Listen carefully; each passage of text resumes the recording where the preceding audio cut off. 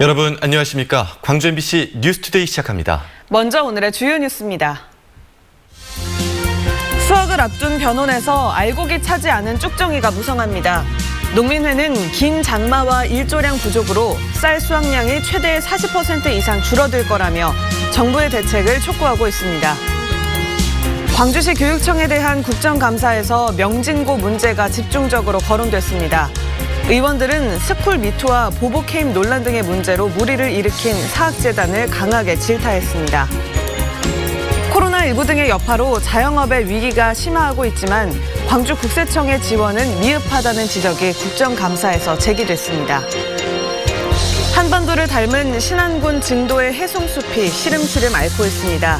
자치단체가 해법 마련을 위해 원인 조사에 착수했습니다. 수확기에 접어든 요즘 전남의 변온에서는 알곡이 비어있는 쭉정이가 많아 농민들의 한숨소리가 깊어지고 있습니다. 수확량이 작년의 절반으로 줄어든 농가까지 있지만 정부 통계는 오히려 수확량이 늘어날 것으로 예측을 해서 농민들이 반발하고 있습니다. 김철원 기자입니다. 황금 들녘에서 콤바인이 부지런히 나락을 베어내고 있습니다. 하지만 작년에 쌀 2,800kg을 수확했던 이 논에서 올해는 57%에 불과한 1,600kg밖에 거두지 못했습니다. 그나마 거둔 쌀도 다 익지 않아 퍼렇거나 알곡이 차지 않아 까만 쭉정이 투성이어서 수확량은 더 줄어들 수 있습니다. 이 톤백으로 3개 반 정도 나와야 돼요. 그런데 지금은 올해는 어떻습니까? 올해는 지금 1개 반이 없어진 거예요. 1개 반이 덜 나온 거예요 지금. 이 논뿐만이 아닙니다.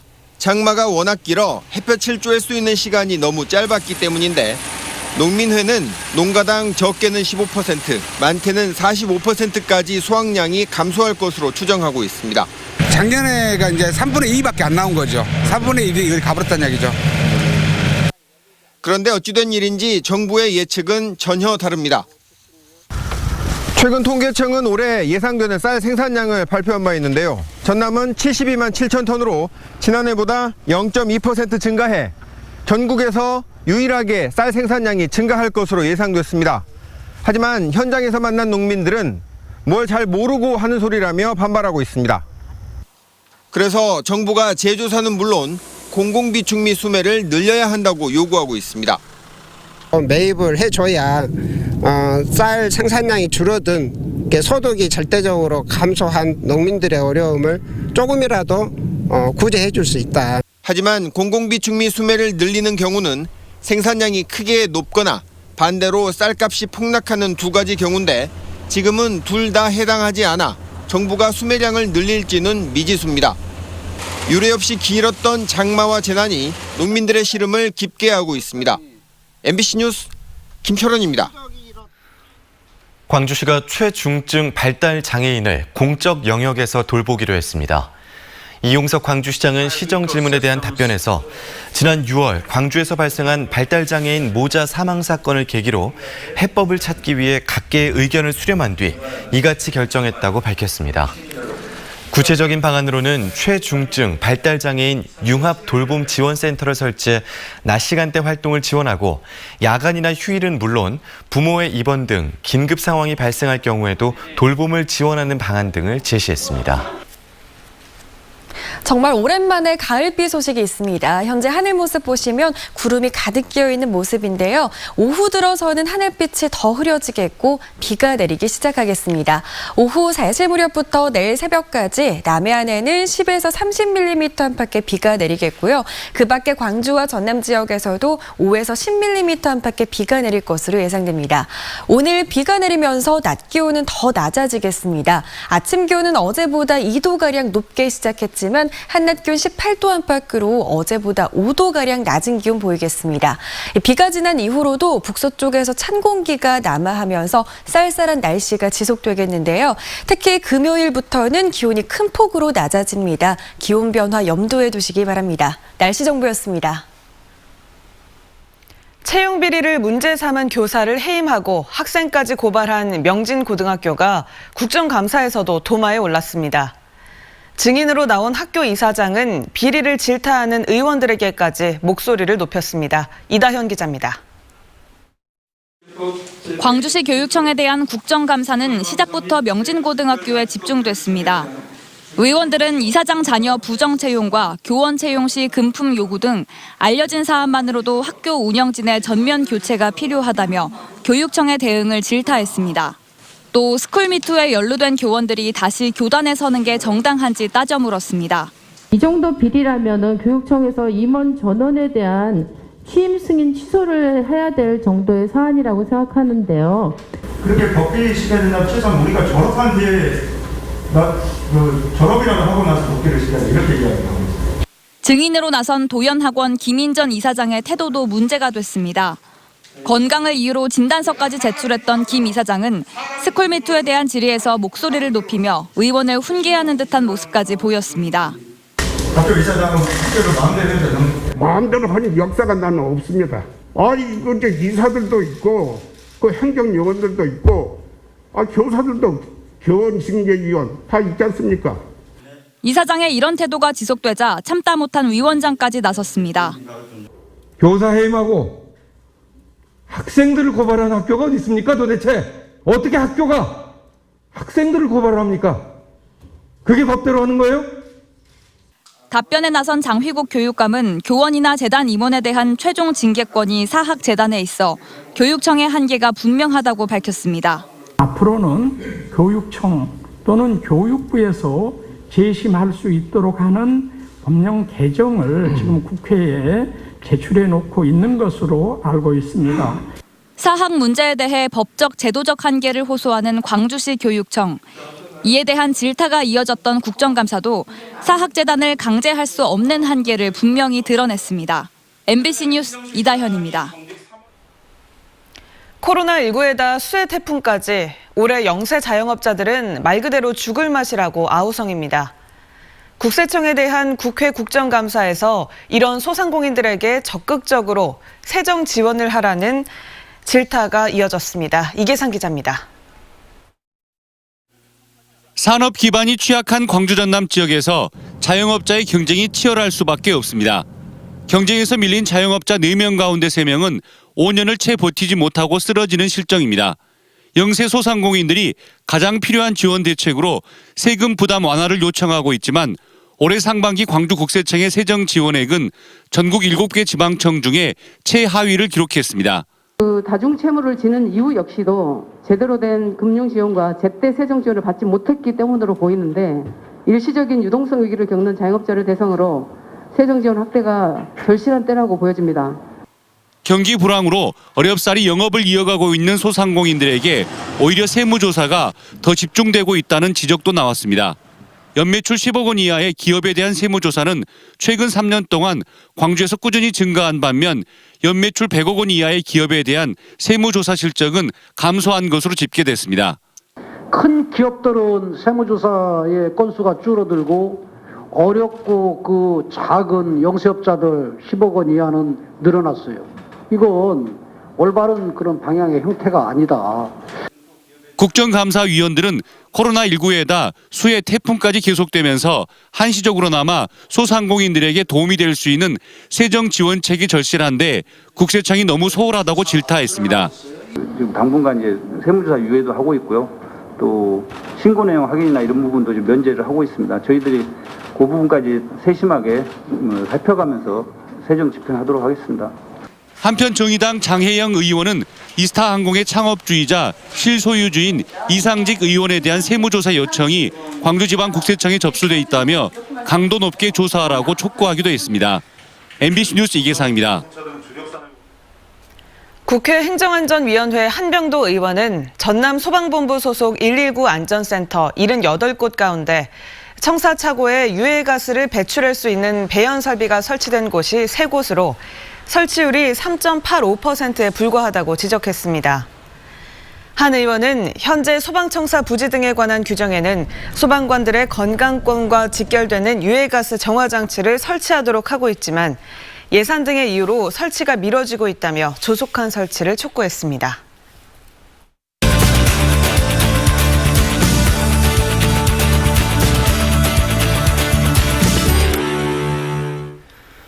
독감 백신을 맞은 접종자가 원인 불명으로 사망하는 사건이 잇따라 발생하고 있습니다.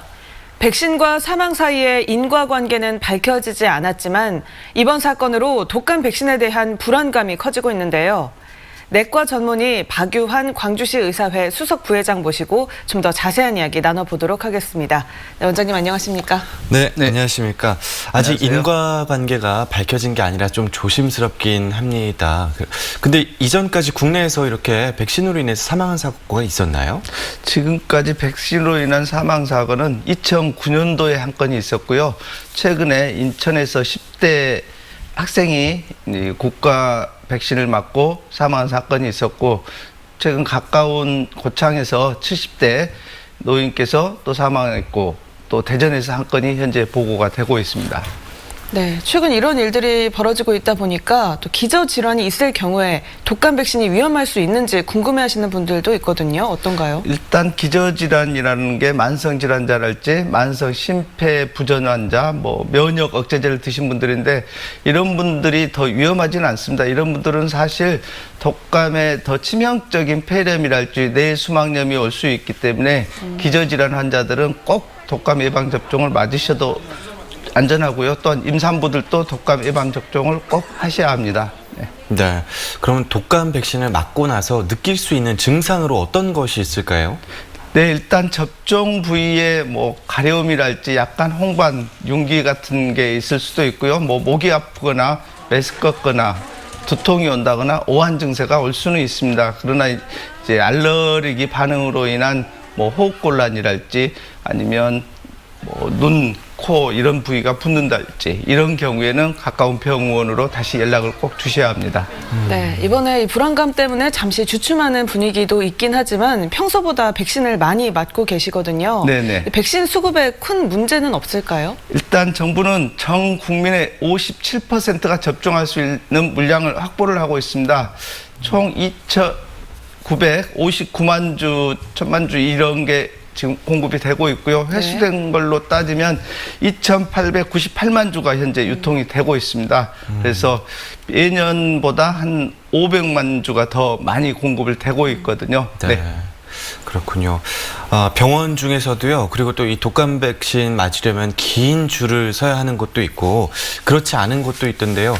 이 독감 백신을 좀 수월하게 잘 맞으려면 어떻게 해야 할까요? 방법 좀 알려주시죠. 일단 보건소에서 운영하는 질병 통합 관리 시스템이 있습니다. 질병 예방 접종 도우미 사이트에 들어가시면 이제 각 병원이 수급받는 곳이 일정량이 할당이 되어 있거든요. 접종 할당량을 연락을 해서 예약 사이트에서 충분히 할 수 있고 아니면 가까운 보건소에 연락하시면 현재 남아있는 곳이 얼마 있는지 어느 의원이 가능한지 그런 것들을 알아보고 가실 수 있습니다.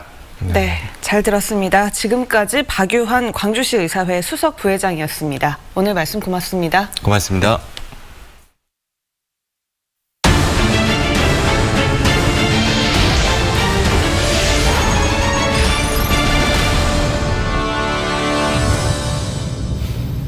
한반도를 닮은 신안군 증도의 해송숲이 시름시름 앓고 있습니다. 전라남도와 신안군은 대책 마련을 위해 산림 전문가들과 함께 원인을 파악하고 있습니다. 김윤 기자가 취재했습니다. 지난 1950년대에서 60년대 사이에 조성된 신안군 증도의 해송숲입니다. 마을로 불어오는 강한 바닷바람을 막는 방풍림으로 한반도를 닮아 유명세를 타고 있습니다. 백사장과 마을 사이 90헥타르에 10만여 그루가 자라고 있습니다.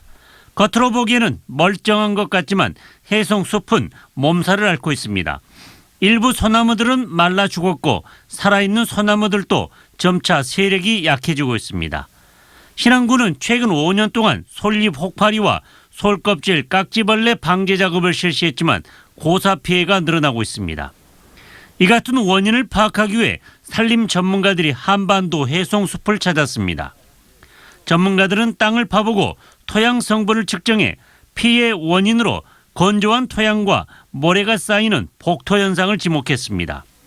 기본적으로 이 해안가 지역이다 보니까 모래에 의한 복토 피해가 좀 크게 의심이 되는 상황입니다. 그래서 현재 결국은 20cm 복토, 그다음에 이제 안에 이제 건조 피해, 5년 전에부터 지금까지 계속 신안군은 파악된 원인을 토대로 내년부터 복구 작업에 들어갑니다. 저희가 이제 전문가들 의견을 반영해서 2022년도 사업으로 반영해서 여기 숲을 잘 생태적으로 보존하기 위한 마을을 지켜주던 신안 증도의 한반도 해송숲이 건강한 모습을 되찾을 수 있을지 관심이 모아지고 있습니다. MBC 뉴스 김윤입니다. 아파트 재개발 현장의 소음 등을 못 참겠다며 주민들이 낸 피해 배상 요구 일부가 받아들여졌습니다. 광주지방환경분쟁조정위는 광주 동구 모 지역의 상가와 주민 50명이 인근 재개발 아파트 건설사를 상대로 낸 9,900만 원의 손해배상 요구를 심의한 결과 1,700만 원을 배상하도록 결정했다고 밝혔습니다. 조정위는 소음도를 평가한 결과 최대 70데시벨로 나타나 수인 한도인 65데시벨을 초과했다며 이같이 결정했습니다. 선거법 위반 혐의로 재판에 넘겨진 황주홍 전 민생당 국회의원이 첫 공판에서 혐의를 일부 인정했습니다. 광주지법 순천지원에서 열린 재판에서 황 전 의원 변호인은 지역 유권자들에게 금품을 제공한 것은 맞지만 선거 자원봉사자에게 금품을 주거나 불법 선거사무소를 설치하지는 않았다고 주장했습니다. 함께 재판에 출석한 피고인들 역시 대부분 혐의를 인정했지만 일부는 부인했습니다. 대한체육회 체육인 교육센터가 장흥에 건립될 예정인데요. 대한체육회는 장흥에서 대한민국 스포츠 교육의 새로운 미래 100년을 여는 비전을 선포했습니다. 김양훈 기자가 취재했습니다. 대한체육회는 창립 100주년을 맞아 새로운 도약을 준비하고 있습니다. 맞춤형 교육으로 국민에게 봉사하는 스포츠인 리더를 양성한다는 구상입니다. 그 첫 단추로 전남 장흥 심천공원 일원 16만 제곱미터 부지에 체육인 교육센터를 건립합니다. 센터는 체육인들이 정기적으로 연수, 교육을 받고 동학예 전지훈련의 중심지로 사용됩니다. 대한체육회는 체육인 교육의 요람, 대한민국 스포츠의 미래란 슬로건 아래 스포츠인 2030 비전을 선포했습니다. 체육인 교육센터 명칭도 대한민국 체육인재개발원으로 변경하고 스포츠 내부의 혁신과 국민과의 소통을 강화할 계획입니다. 스포츠 폭력 및 비유의 재발 방지를 위해서도 체육인의 교육과 인식 개선이 필수적이며 이는 또한 국민적 요구이기도 합니다. 대한민국 체육인재개발원을 유치한 장흥군은 스포츠 산업단을 발족하고 스포츠 마케팅에 총력을 기울이고 있습니다. 매년 12만여 명의 체육인이 장흥을 찾을 것으로 보고 장흥을 대한민국을 대표하는 스포츠 메카로 만들어 나갈 계획입니다. 대한민국의 모든 선수들이 여기에 와서 훈련하고 경기할 수 있도록 하는 최신식 최고의 인프라를 갖춰나갈 계획입니다. 미래를 품은 체육인 인재 양성의 요람이 될 대한민국 체육인재개발원은 오는 2024년 완공될 예정입니다. MBC 뉴스 김양훈입니다. 사회적 경제 활성화를 위한 1일 장터가 광주에서 열렸습니다. LH 한국토지주택공사 광주 전남지역본부는 상무지구 평화공원에서 사회적 경제 기업들의 제품을 홍보하고 즉석에서 체험할 수 있는 1일 장터를 개최했습니다. 이번 장터는 오는 23일까지 계속되는데 LH의 보여주는 집과 연계해 사회적 경제 우수 상품을 살펴볼 수 있는 전시 공간이 함께 마련됐습니다. 호남의 중심으로 제도약을 꿈꾸는 나주시가 선도 정책과제를 성공적으로 추진하기 위해 민관공동위원회를 출범시켰습니다. 민관공동위원회에는 학계와 공공기관 등의 전문가들이 참여하고 영산강 생태종합계획과 광역철도망 구축, 마흔사 복원 등 나주 선도 프로젝트 추진의 컨트롤타워 역할을 수행하게 됩니다. 광주시가 육아휴직자의 업무를 대행하는 중소기업 직원들에게 수당을 지원합니다. 광주시 1가정양립지원본부는 중소기업에서 육아휴직자의 업무를 대행하고 있는 직원을 대상으로 월 20만 원씩 1년 최대 200만 원을 지급한다고 밝혔습니다. 지원 조건은 100인 미만 중소기업 중 경영 여건 등으로 인해 대체 인력을 채용하지 못한 기업들입니다.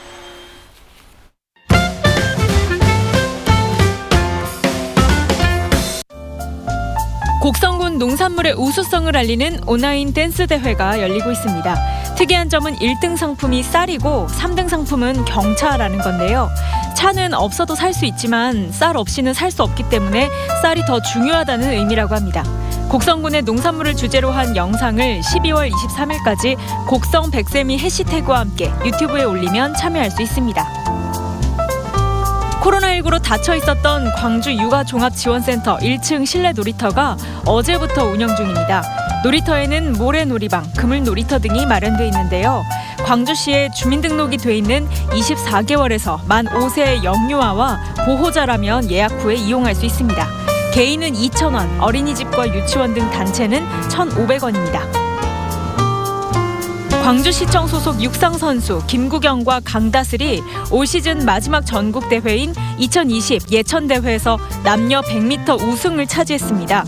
전역 후 첫 대회 출전이었던 김구경의 기록은 10초 31로 2위 선수보다 0.3초 앞선 기록이었고요. 또 강다슬의 기록인 11초 75는 올 시즌 국내에서 치른 여자 대학 일반부 최고 기록이었습니다. 광주시청 육상팀이 전국대회에서 남녀 100m 동반 우승을 차지한 건 창단 이래 처음 있는 일입니다.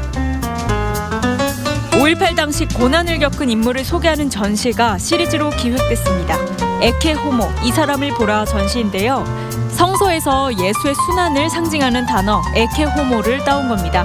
첫 번째 시리즈는 5.18 당시 전남 경찰들에 대한 이야기가 아카이브 전시로 진행되고 있는데요. 12월 31일까지 전일빌딩 5.18 기념공간 기획 전시실에서 만날 수 있습니다.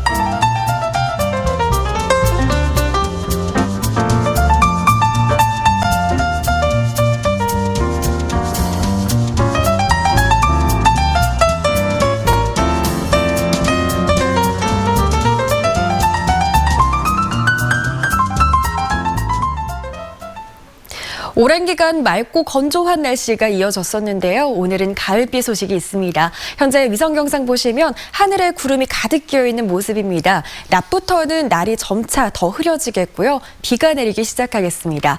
이번 비는 내일 새벽까지 이어지겠는데요. 남해안 지역에서는 10에서 30mm가량의 비가 내리겠고 그 밖에 광주와 전남 지역에서는 5에서 10mm가량의 비가 내릴 것으로 예상됩니다.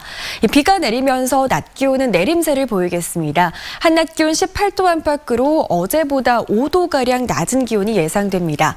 비가 지난 이후로도 북서쪽에서 찬 공기가 남하하겠고 찬바람이 강하게 불면서 쌀쌀한 날씨가 지속되겠습니다.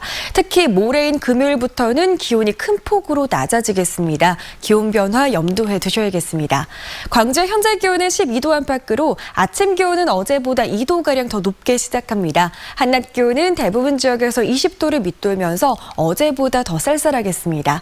현재 구름이 가득 끼어있는 가운데 해남은 11도 안팎으로 시작해서 한낮 기온 20도로 일교차는 여전히 크겠습니다. 순천과 광양에서는 낮 기온 20도 안팎 보이겠습니다. 바다의 물결은 최고 1.5m에서 2m 안팎으로 일겠습니다. 금요일 기온이 낮아진 이후로는 아침 기온 계속해서 한 자릿수대로 지속되겠고요. 한낮 기온도 대부분 20도를 밑돌겠습니다. 날씨 정보였습니다. 이상으로 광주 MBC 뉴스투데이를 마칩니다.